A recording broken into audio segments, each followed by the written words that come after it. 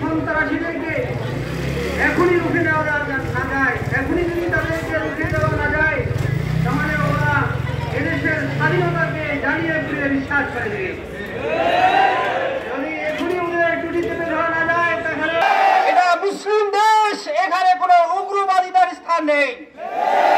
আপনারা জানেন 5ই আগস্টের পরে আমরা আলেম ওলামা ছাত্র জনতা সকলে মিলে হিন্দুদের এই মন্দিরগুলোকে, তাদের আবাসস্থলগুলোকে কত সুন্দরভাবে রাত্রি জাগরণ করে আমরা তাদের ভাই শহীদ অ্যাডভোকেট সাইফুল ইসলামকে তারা শহীদ করে এর বদলা দিয়েছে।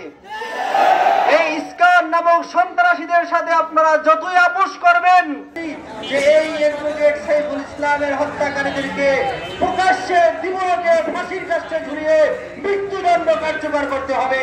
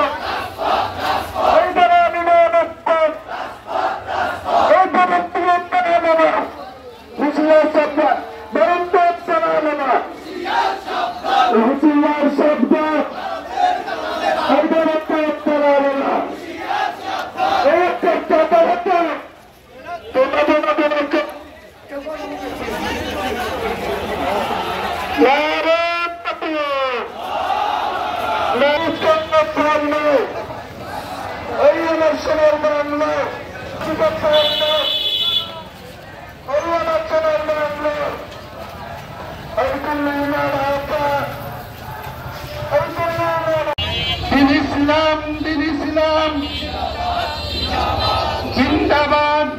এই বাংলায় হবে না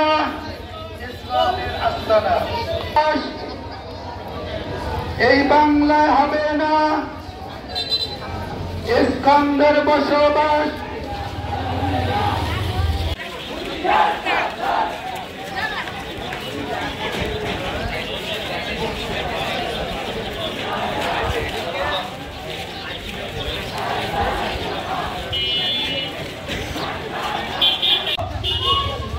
আমরা সকলে মনের মধ্যে দাঁড়িয়ে যাই, এখানে আমাদের মিছিল শেষ হয়ে গেছে, আমরা সকলে দাঁড়িয়ে যাই এখানে।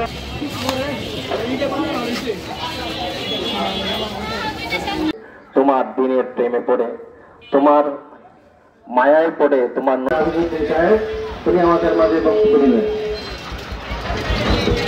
সৃষ্টি করতে চায়, মুসলমানদের মধ্যে অরাজকতা সৃষ্টি করতে চায়, মুসলমানদের ইমান নিয়ে ছিনিমিনি খেলছে, মুসলমানদের মসজিদ নিয়ে ছিনিমিনিদেরকে মারধর করেছে, এবং কি আমার ভাই সাইফুল ইসলাম আলিফ ভাইকে তারা অত্যন্ত জঘন্যভাবে জবাই করে শহীদ করেছে।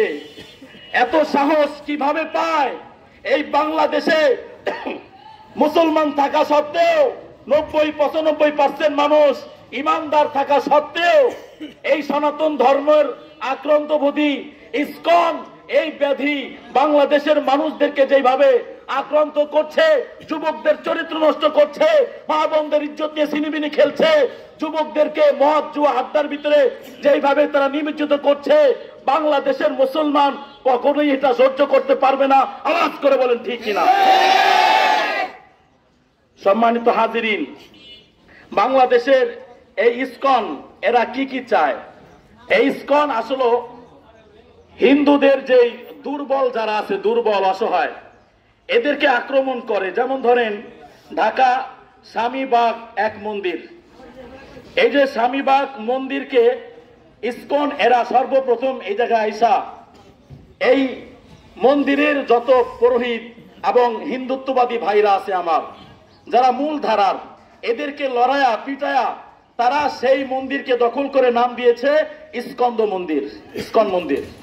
এরকম ভাবে পঞ্চগড় ঠাকুরগাঁয় তারা এরকম মসজিদ ভাঙচুর করেছে, মানুষদের প্রতি অত্যাচার করেছে, জুলুম করেছে, এটা ভারতের ইশারা ছাড়া আর কিছুই নয়। আওয়াজ করে বলেন ঠিক কিনা? আমি আমার জীবনে প্রথম দেখলাম যে কোন প্রভু জেলখানায় ঢুকছে। কি অপরাধ তুই করছিস? তোদের প্রভু জেলখানায় ঢুকছে। তোদের প্রভু যদি অপরাধ করে, তোদের অবস্থাটা কোন অবস্থায় সাধারণ জনগণ বুঝে গিয়েছে, ঠিক কিনা? এই ইসকন এটা বাংলাদেশে অরাজকতা সৃষ্টি করার জন্য ভারতের দালালি করছে, ঠিক কিনা বলুন? এই ইসকনকে বাংলার মাটিতে কোনোভাবে থাকতে দেওয়া হবে না, ঠিক কিনা? আমরা আমাদের জীবন দিয়ে হলো আমাদের ভাই যে শহীদ হয়েছে, এই শহীদের আমরা বদলা নিবই ইনশাআল্লাহ।